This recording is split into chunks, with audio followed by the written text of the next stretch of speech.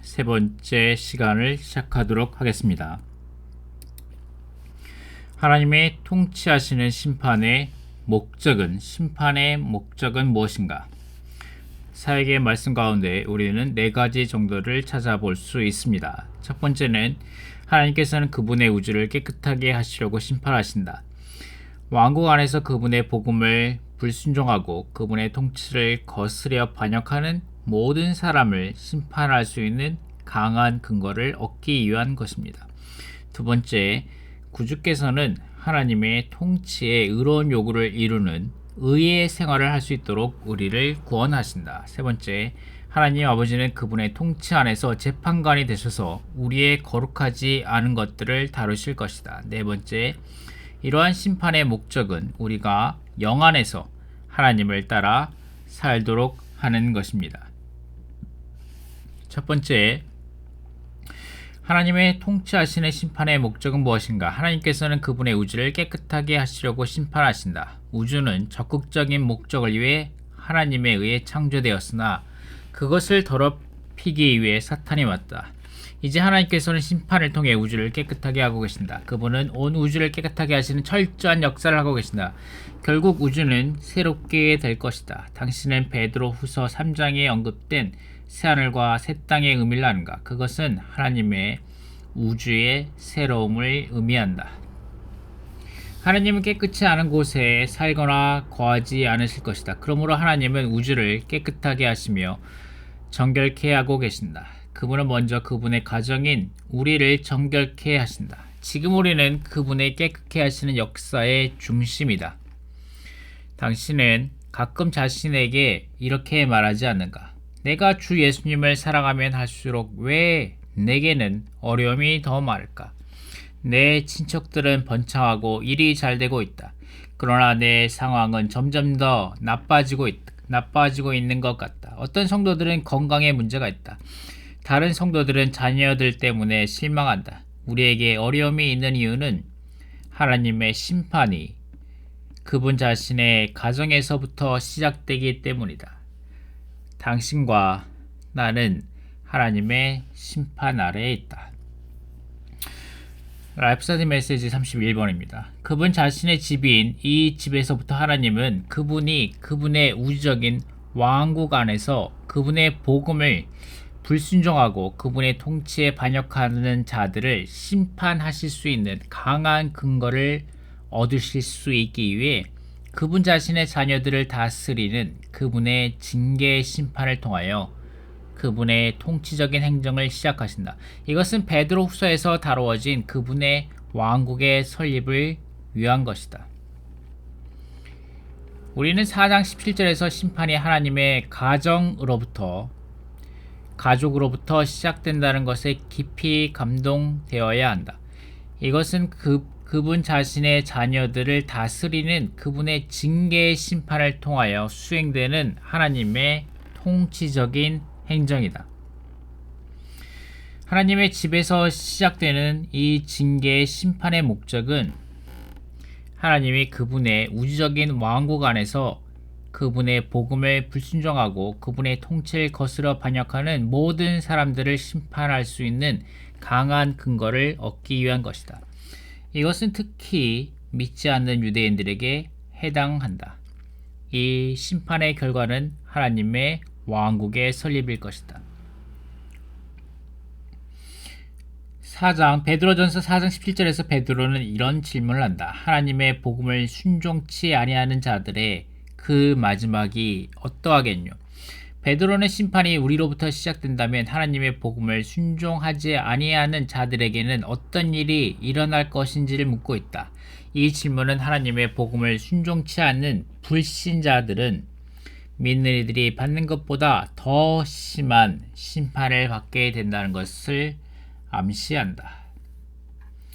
라이프스타디 메시지 11번입니다. 하나님의 집은 가족, 즉 믿는 이들로 구성된 교회를 가리킨다.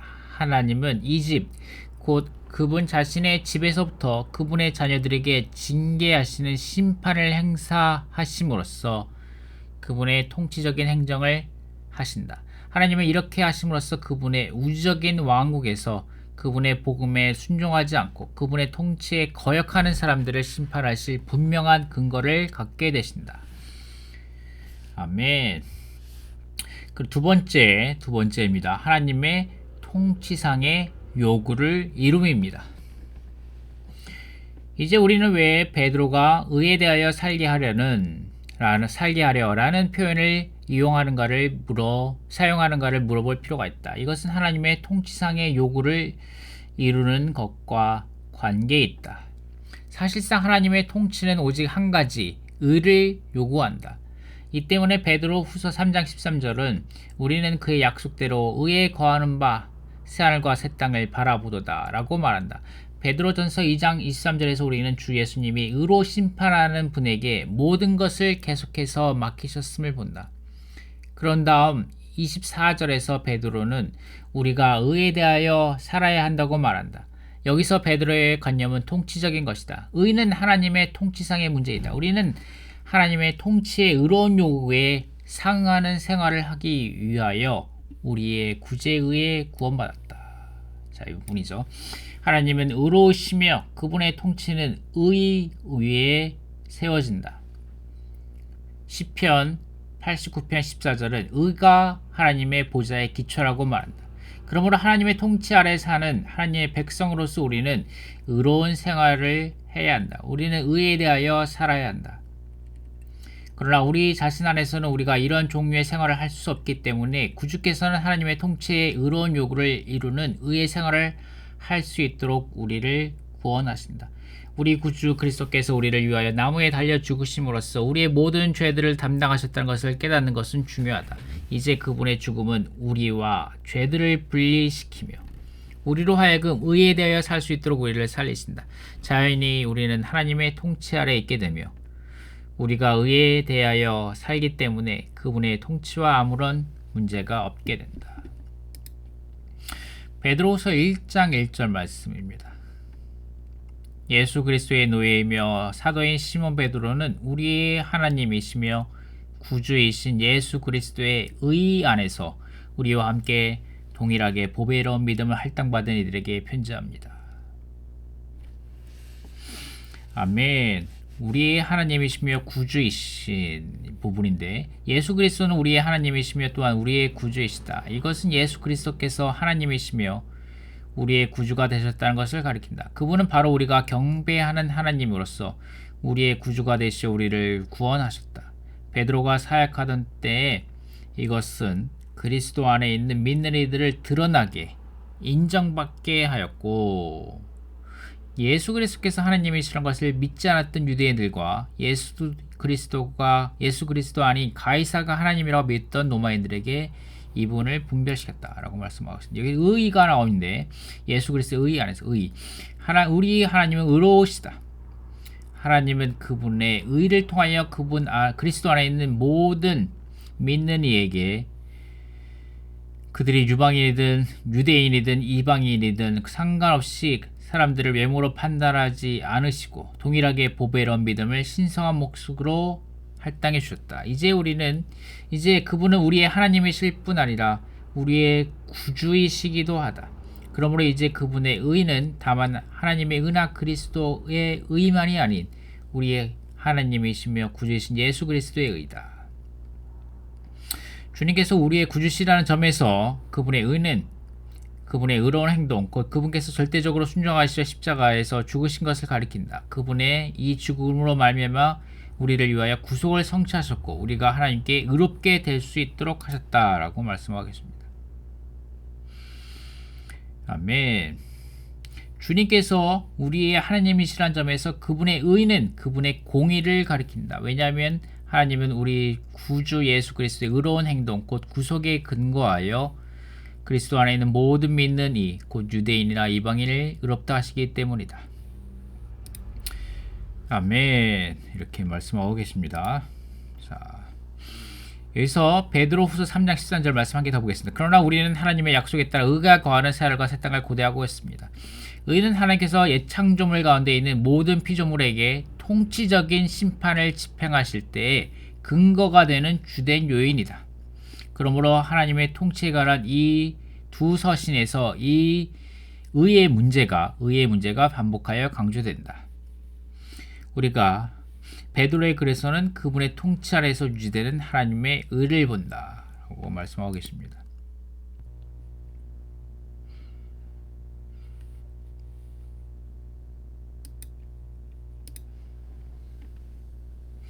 그래서 의가 거하는, 이 거하는은 그리고 거처를 정하는 이라 뜻이고, 새하늘과 새 땅, 이 말은 새하늘과 새 땅은 옛 하늘들과 옛 땅이 하나님의 심판하는 불로 태워짐으로 말미암아 새롭게 되고 변화된 것이다. 이것은 우리의 옛사람이 새롭게 되고 변화되어 새 사람이 되는 것과 같다라고 말씀하고 계십니다. 이렇게 베드로전서의 의에 대해서 말씀하시고 베드로후서에서 의에 대해서 계속해서 말씀하고 계십니다. 자, 이 부분은 그리고 또 D번입니다. D번. 이번 주 말씀의 개요의 D번. 개요, 거룩함입니다. 거룩한 부분에서 보겠습니다. 거룩한 부분에 대해서.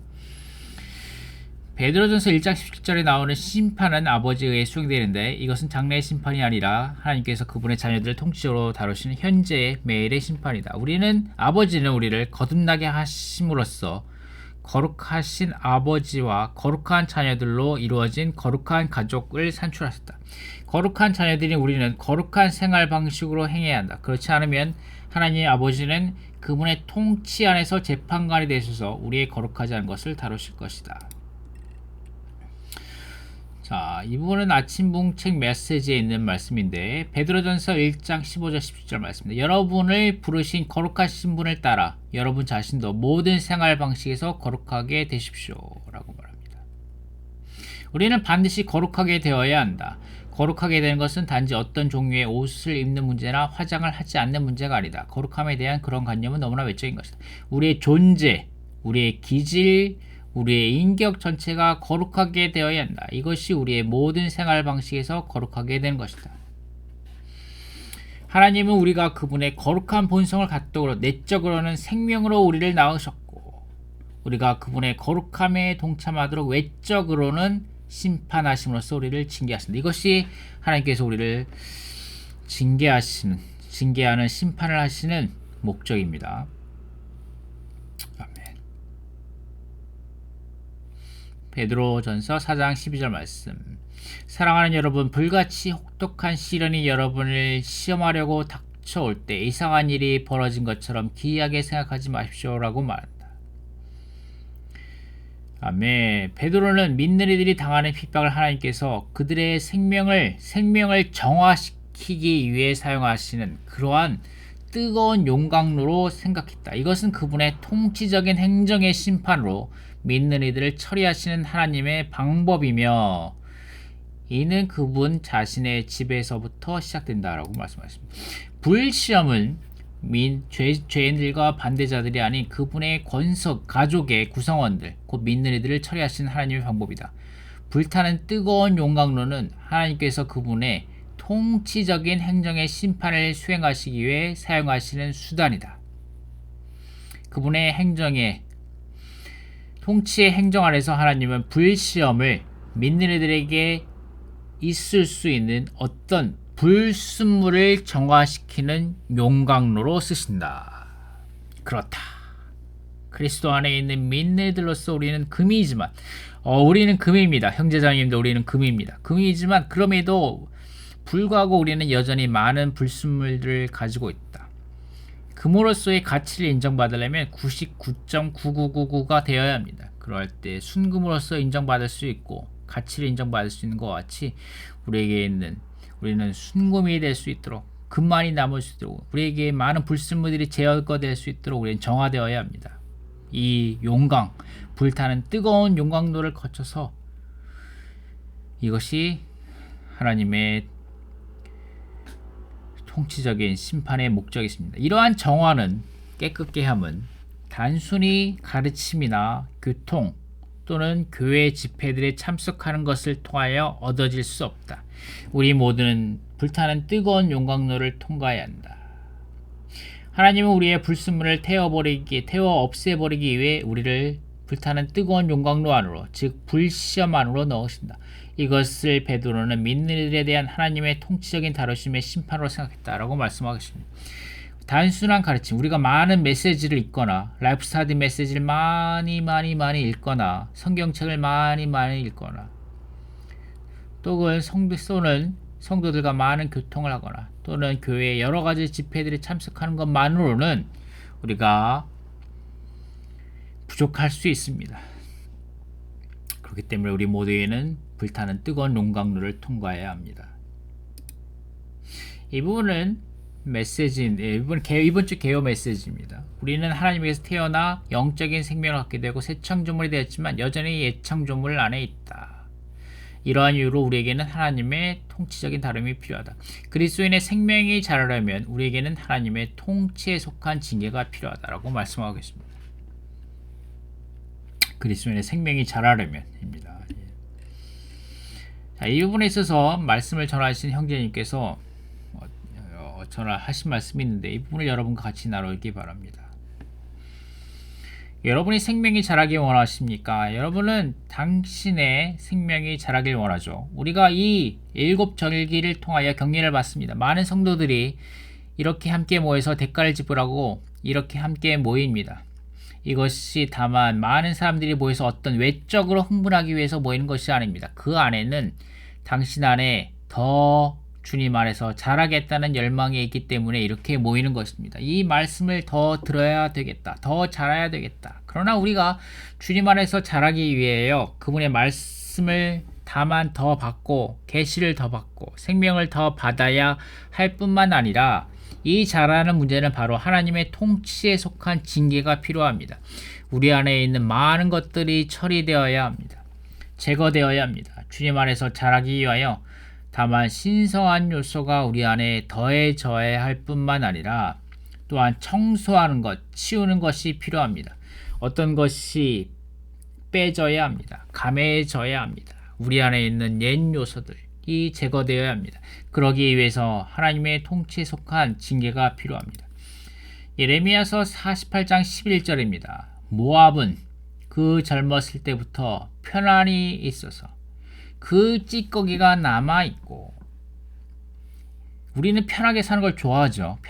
편하고 따뜻하고 안락하고 행복하게 사는 것을 좋아하는데 그런데 모압은 그 젊었을 때부터 편하게 있어서 그 찌꺼기가 남아있었다고 합니다.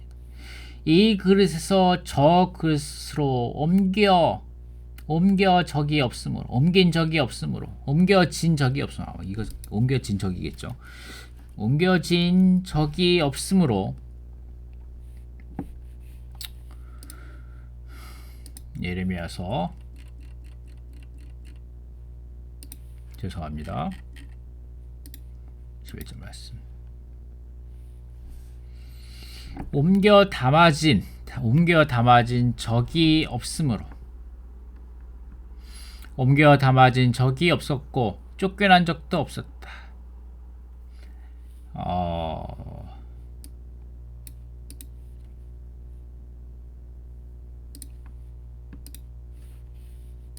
이렇게 말하네요. 죄송합니다.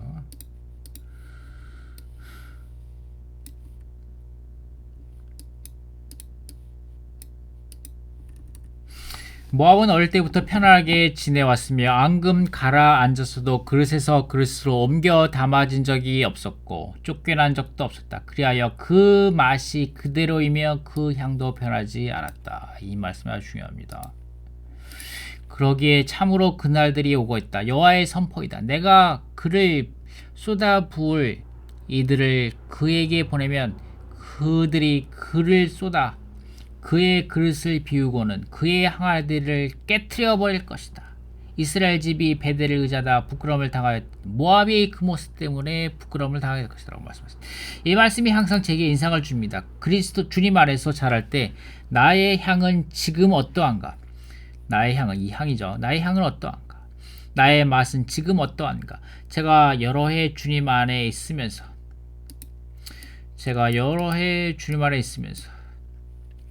아멘 생활했는데 맛이 바뀌었는가? 향이 바뀌었는가? 똑같은 향을 내고 있는가? 이제 더 많이 알게 되었고 외적으로 더 많은 일들을 할 수 있게 되었는데 그러나 맛이 그대로인가? 맛은 그대로인가? 그 향도 그대로인가? 모압의 맛과 모압의 향이 여전히 있는가? 이 그릇에서 저 그릇으로 옮겨 담아진 적이 있는가? 당신이 비워져야 한다는 뜻입니다. 당신의 그 그릇 안에 남아있는 것이 아니라 비워져야 합니다. 이것을 위하여 남편이 아내를 안배하셔서 당신을 비우십니다. 그것이 잘 효과가 없으면 또 자녀를 안배하시죠.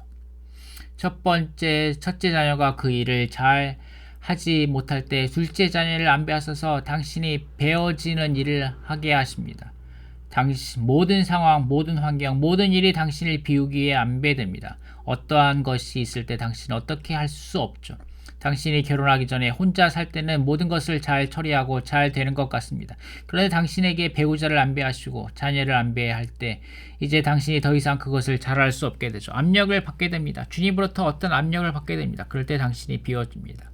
당신의 직장에서 당신이 최고 자리에 있었죠. 항상 그럴 때 또 당신의 직장의 상사가 당신을 항상 억누르고 당신을 비워지게 합니다. 내가 직장을 바꿔서 더 좋은 직장 상사를 만나야 되겠다. 그렇게 해보면 프라이팬에서 불 안으로 직접 들어가게 됩니다. 라고 말씀하고 있습니다. 여러분이 생명이 자라기 원하십니까? 당신은 당신의 생명이 자라기 원하시죠. 우리가 이 일곱절기를 통하여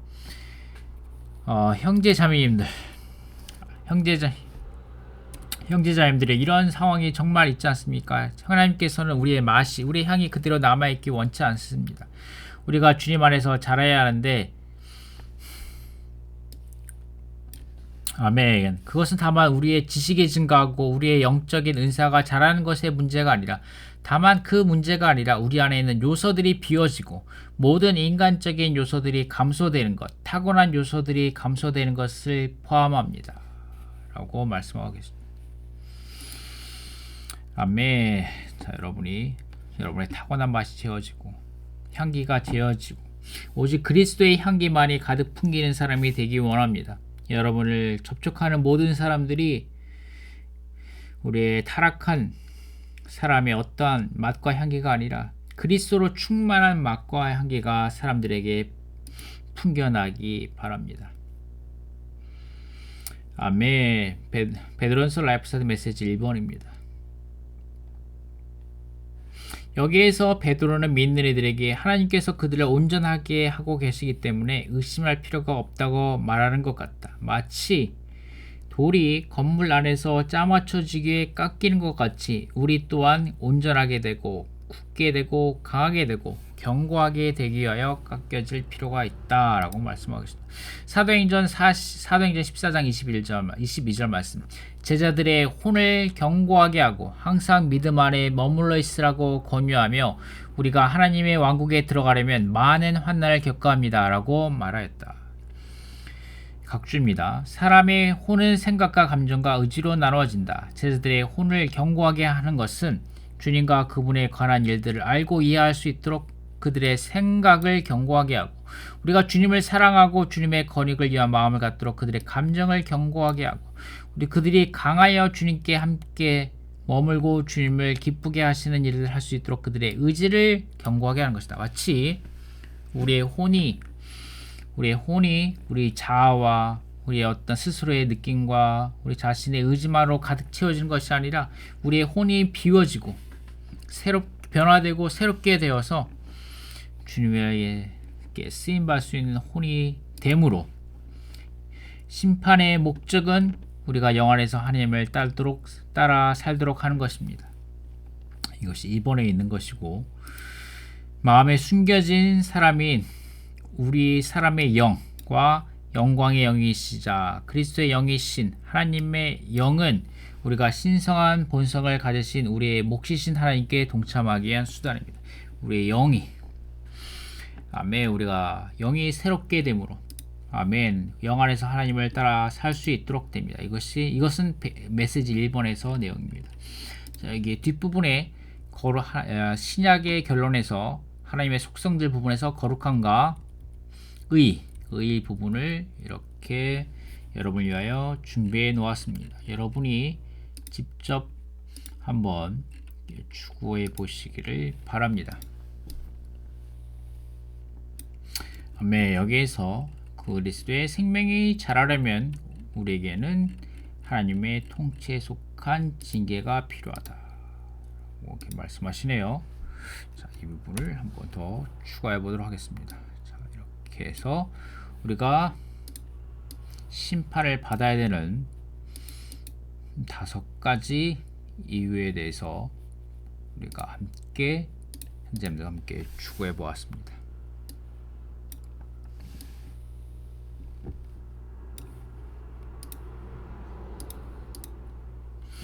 아멘. 이것이 하나님께서 하나님의 통치하시는 심판의 목적입니다. 이것이 5가지가. 아멘. 하나님께서 우주를 깨끗하게 하시고 모든 사람들을 심판할 수 있는 강한 근거를 얻기 위한 것이고, 우리로 하여금 의롭게 생활할 수 있도록 하신 것이며, 의의 생활을 할 수 있도록 하신 것이며, 또한 우리로 거룩하게 하는 것이고, 우리가 생명 안에서 자도록 하신 것이며, 우리가 영 안에서 하나님을 따라 살도록 하는 것이 하나님의 심판의 목적이 되겠습니다. 감사합니다. 수고하셨습니다. 계속해서 이제 우리는 이 4번째 질문과 5번째 당부의 말씀으로 들어가도록 하겠습니다. 감사합니다.